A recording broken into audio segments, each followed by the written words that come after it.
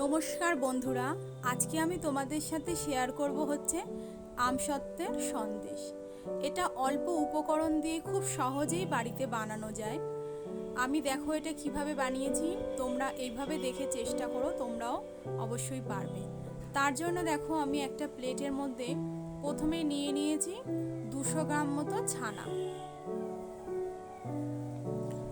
এইবার ছানার মধ্যে আমি 3 চামচ মতো চিনি দিয়ে দেবো।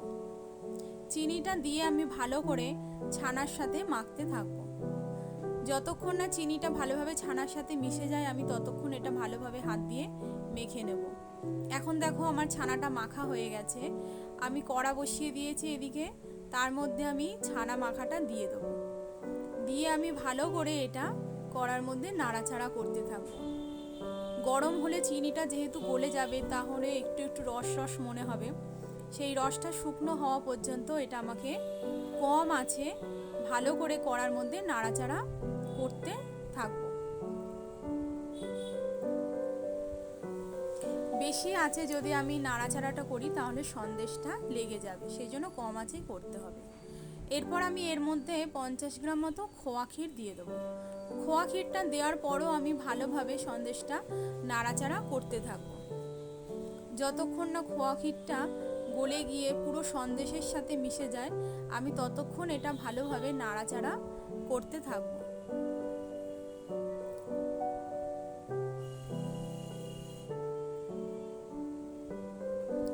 তো তোমরা দেখছো বন্ধুরা, আমার নাড়াচাড়া করতে করতে রসও শুকিয়ে গেছে আর খোয়া ক্ষীরটাও ভালোভাবে সন্দেশের সাথে মিশে গেছে। এখন আমার সন্দেশটা একদমই বলতে গেলে রেডি হয়ে গেছে। এবার এটাকে আমি একটা প্লেটে নামিয়ে নেব। নামিয়ে এটা কিছুক্ষণ আমি ঠান্ডা করার জন্য রেখে দেবো। এখন আমার ঠান্ডা হয়ে গেছে। এটা থেকে আমি একবারে করা যাবে না বলে আমি দুটো ভাগ করে নিয়ে আবারও আমি ছানাটা ভালো করে সন্দেশটা ভালো করে মাখতে থাকবো। সন্দেশটা মাখা হয়ে গেছে। এবার এটাকে হাত দিয়ে রোল করে একটু লম্বা করে তারপর একটু চ্যাপটা করে নেব। দিয়ে আমি ছুরি দিয়ে এটাকে ভালো করে সাইড দিয়ে সমান করে নেব।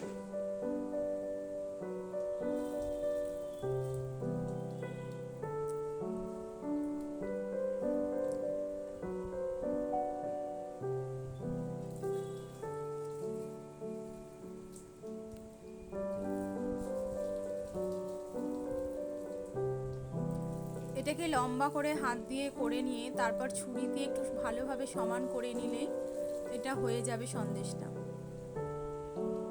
সমান।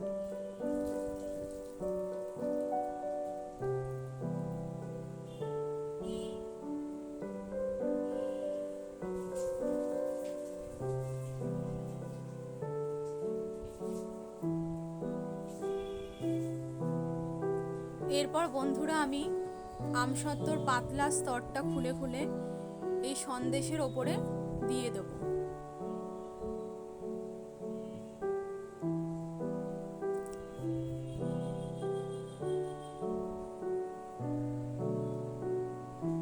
এটা দিয়ে তারপর আমি ছুরি দিয়ে চৌকো চৌকো কিংবা ত্রিকোণা করে যার যেরকম ভালো লাগে সেভাবে কেটে নিলেই এটার মধ্যে আমসত্ত্বর সন্দেশটা আমার একদম রেডি হয়ে যাবে।